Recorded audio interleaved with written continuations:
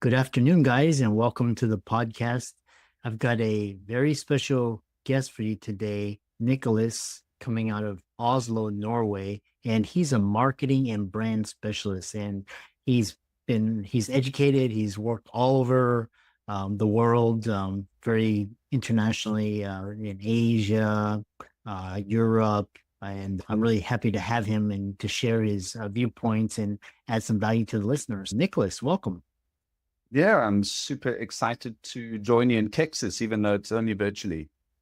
Yeah, I love this post-COVID world. We can connect anywhere. Yeah, start off by introducing yourself, and we'll jump right into the conversation.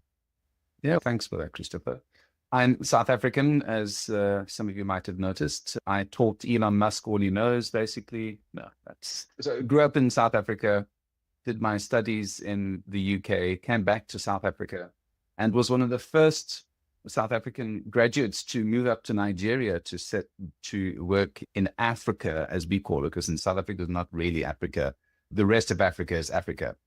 And that started out my journey into emerging markets. I joined a fantastic company called Nando's, which is a chicken franchise. And I opened up in India, Pakistan, Bangladesh, Sri Lanka.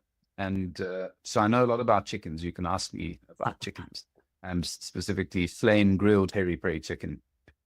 I then, because I was one of the few folks who had experience up in Africa, I joined Interbrand, which is the world's largest brand agency, and started working on some of the most amazing brands and built up brands across Africa. This was a time when Africa was opening up to the world and everyone was saying Africa is the next big thing. It's been very disappointing that it's gone a little bit downhill since then. But anyway, that's when I pivoted a little bit to Southeast Asia and Asia, which was the next big thing.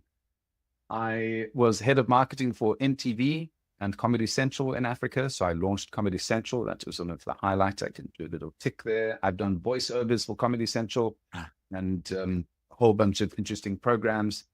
I then decided to start my own business called Wunderbrand because I wanted to build emerging market brands at big branding and marketing organizations. They typically only have big clients who can afford to pay for those big shiny buildings and expensive business lunches. So I started Wunderbrand because I wanted to help emerging market brands around emerging markets, so Asia and Africa, to compete with the big boys, so that it's not just Unilever and Coca-Cola and Procter & Gamble eating all their lunch. So that was 13 years ago. I can't believe it. So I've done everything from branding, creating new royal crests for chiefs. I've branded some of the biggest banks in Africa. I've branded airlines. And yeah, had some big, awesome ups with the business and then some tremendous downs, which I'm still recovering from. And then I moved to Malaysia to go into sort of the next step in my journey, which was to move into AI. And let me just say, this is before ChatGPT. So I got on the bus before ChatGPT. But I started with a fantastic founder in Malaysia, Mr. Kumaran Singaram of Cloud IoT. We set up a new data science driven business, which was fantastic. And then COVID hit, and luckily we were a data science business all based online. So that was quite good. Then I decided Malaysia's too hot. So I moved to Norway, where I now lecture in digital marketing at Noroth University. And yeah, have Wunderbrand and my podcast From Startup to Wunderbrand. And that keeps me busy with my 2 kids and my marvelous wife.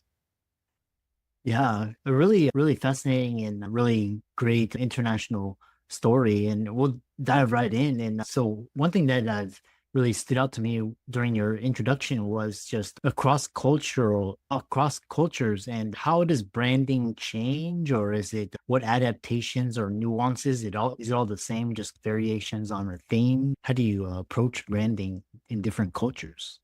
It absolutely is important to understand local cultures. I'll give you one example that we were given when I was at university.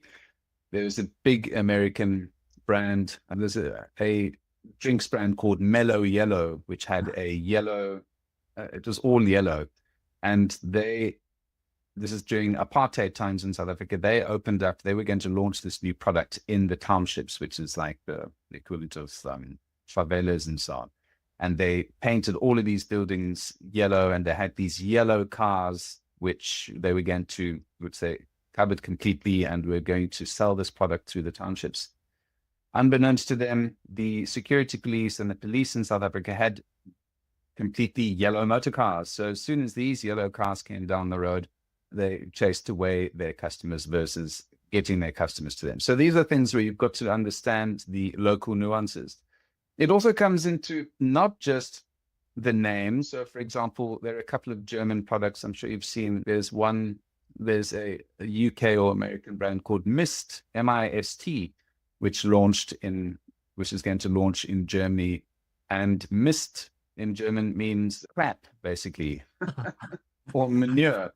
So that didn't go down. So that's just from a naming perspective. And all of you have heard about Pinto and Pajero or Pajero, the car, which is a rude word in Spain and South America. So that's just on the naming side. If you don't, the last one I've got to say, and I'm sure, Christopher, you've heard this one, there's Bite the Wax Tadpole. Do you know what brand that is? By the Wax Tadpole, is it American brand or is it European? It is an American brand. It is an American brand. Let's just put it this way. When they moved to China, they transliterated the name into Bite the Wax Tadpole. Coca-Cola. Oh, Coca-Cola. oh. They pronounce it differently, but that means Coca-Cola. They just found the characters that sounded like Coca-Cola, and it is Bite the Wax Tadpole.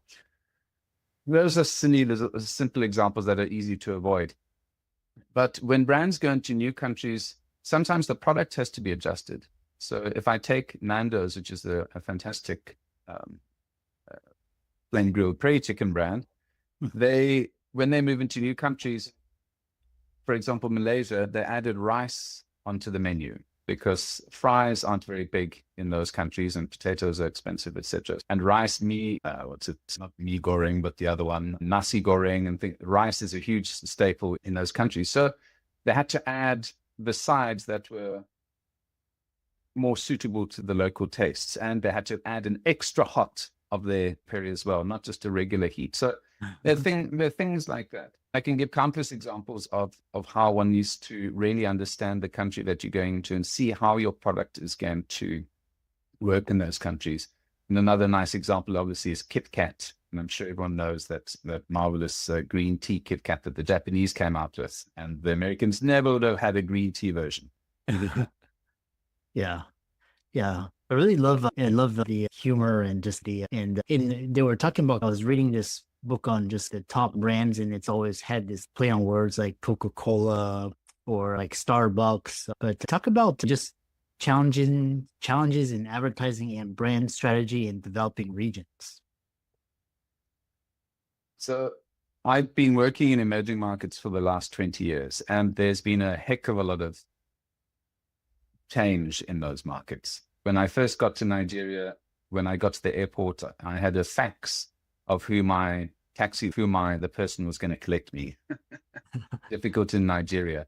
And because there were no mobile phones, the technology was slightly less advanced in those countries from a cost perspective.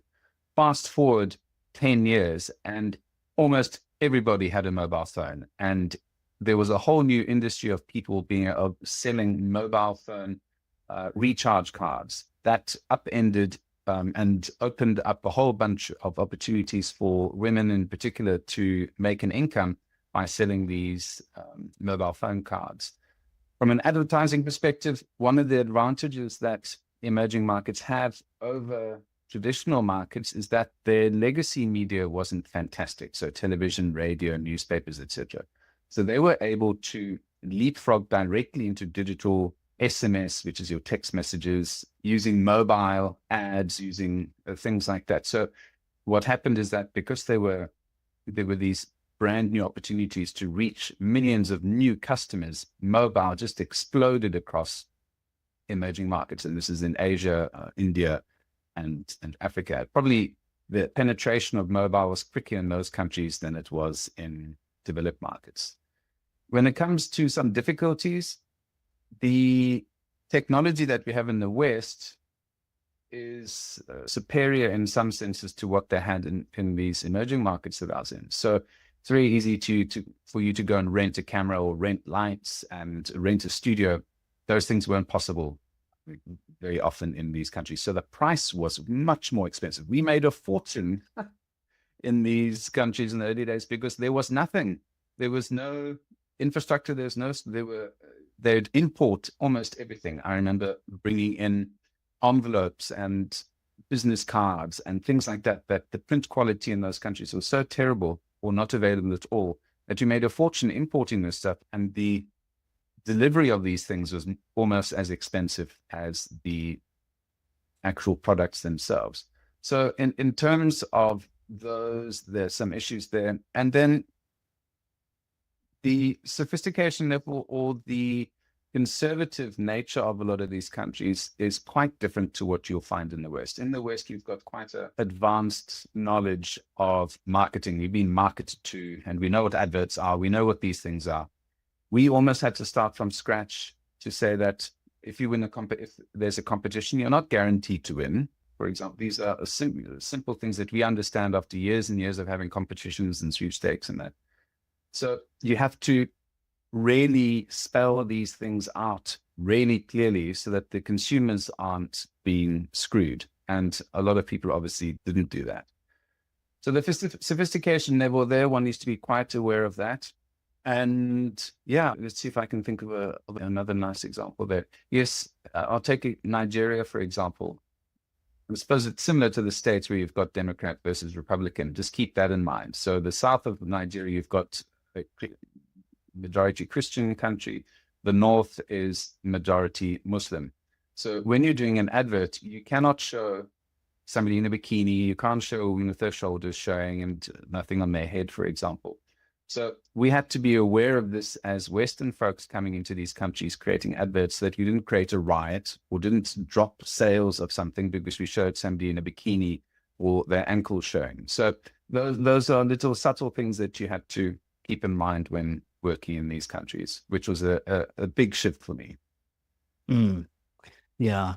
The other question I have for you is marketing and branding and advertising. How is it different because it sounds particularly like the West, it's very capitalist and it's capitalist in kind of other locales like Asia or Europe and South Africa. How does it compare? Is it same? Are there certain things you have to keep in mind, or is profit the motive? Like marketing and branding is to get you to buy their products, or is there a green component or a social component to the marketing and advertising? Businesses are the same around the world. They are not there as charitable organizations. They are there to make cash money. So let's just keep that in mind. But you touched on an important point there, which is the way one communicates to these markets. In certain markets, it's about me. In other markets, it's more about community, what my family will think. And this comes from market research and understanding the local culture.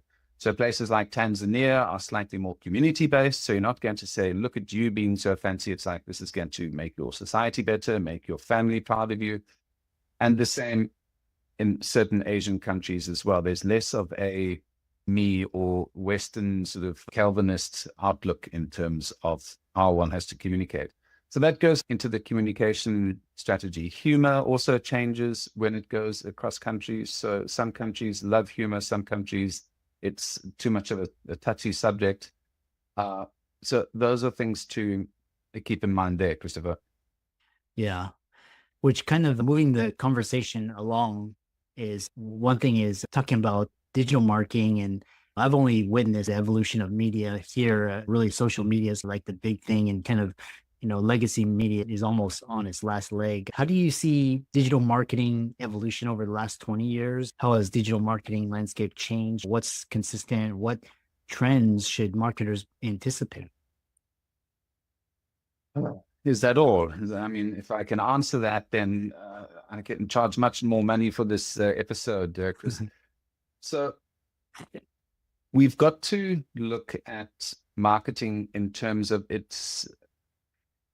humans haven't changed terribly much. Their media consumption has, but how people operate and how people think and how people behave hasn't really changed terribly much. We need to look at emotions, and a lot of folks are just trying to sell. What I've the biggest change for me in terms of social media, digital media, marketing media, etc., is just people are tired of it, and people have got an enormous, like, if you can beat this out, the bullshit meter, so they can tell when somebody is trying to sell them. Intelligent marketers and intelligent businesses understand the customer journey and the buyer journey, and need to make sure that they are creating value for the customer at each of these points and solving a problem for the customer. Whether you're using TikTok, Instagram, whatever new thing is going to come out, as long as you're solving a problem for a client, for a potential customer, and understand how you can solve that particular problem during the customer journey, you're going to do all right. So what I try and teach my students is that, yes, we've got to, from a functional perspective, understand how Facebook groups work. We need to know how to do SEO. We need to know how to create TikTok adverts. But the technology is going to change. You'll remember, Christopher, when Facebook came out in 1998, I think it was. No, not 1998, 2000, whenever. It's been 20 years or something that it's been around. Before that, what did we do? Did we buy products? Did we not buy anything? We still went out and bought. The place that we buy things has just changed, basically. Some new things going to come out. I see that the Google Lens and using AI goggles and things like that is going to adjust the way, it's going to create a whole bunch of new jobs and a whole bunch of new media agencies as we go into the future. But people still are going to go through still have to go through awareness, consideration, decision-making, and purchasing, and you've got to make them loyal to you at the end. That hasn't changed. The method or the medium that you use is going to change. Nobody complained when Babylonic cuneiform was no longer used, and you used to have to use little stylus on a piece of wet clay. It's good to have changes in technology. We just need to understand consumer psychology and the customer journey. And I said customer journey. How are you looking, or how are you thinking about AI in data analytics and data science and marketing and branding and advertising? I love AI. So as I mentioned, I started a data science company. So I was in this during the time where ChatGPT was in the background. So I probably was in the first few that got access to ChatGPT when it came out. And it completely screwed up years of work and a whole bunch of other companies. What's happened in the marketing industry and the business industry as a whole is that, let's just take it like this. I'm sure you use spreadsheets and you had a notepad and you had data sitting around you on your desk and perhaps in a cabinet somewhere, and your mother and your sister had some bits of information. To get that, where's that business card? Where's that piece of information? Used to be a pain in the butt in the past. You'd put it, it would have slid down the back of your cabinet, and that was a valuable piece of information.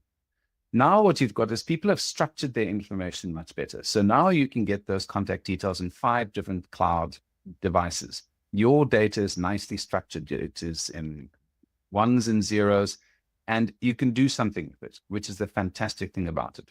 So a lot of companies in the past used to have a disadvantage because their data was all over the place. It was very expensive to have these huge computers and these data scientists or people working at your company organizing your data. Now everyone has access to that. So data is becoming almost less of a competitive advantage because everyone's got it. Everyone's data is nice and clean and in a logical database somewhere.